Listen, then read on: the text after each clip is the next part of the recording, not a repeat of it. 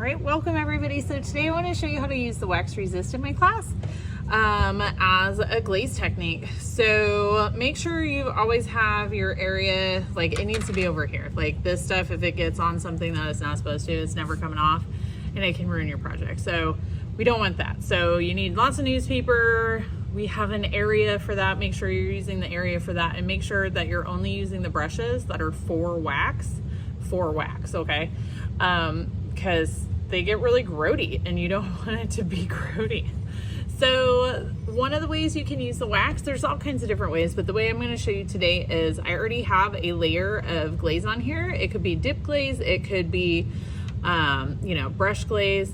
Currently I just dipped this. So then you're going to dip your paintbrush in the wax and then you're just going to paint. So you can make whatever designs you want with the wax, but you want to make your designs.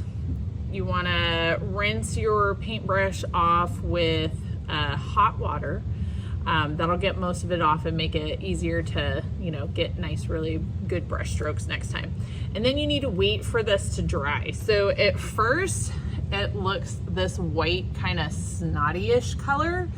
And what you need to wait for is for it to look basically like this. Now, if it's really thick, right in the middle, there's still a little bit of snottiness looking kind of stuff in there.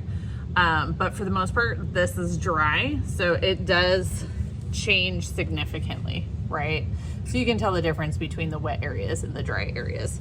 So once you have it dry, then I'm gonna do a dip technique. So I gotta stir my glaze again real quick.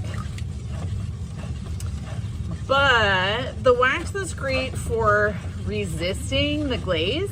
That doesn't mean you don't have to wipe it. You do, but it's just easier to get off, okay? So I stirred my glaze, and so now I'm gonna dip this in here like that and see how when I shake it, like wherever there was wax, it kind of comes off.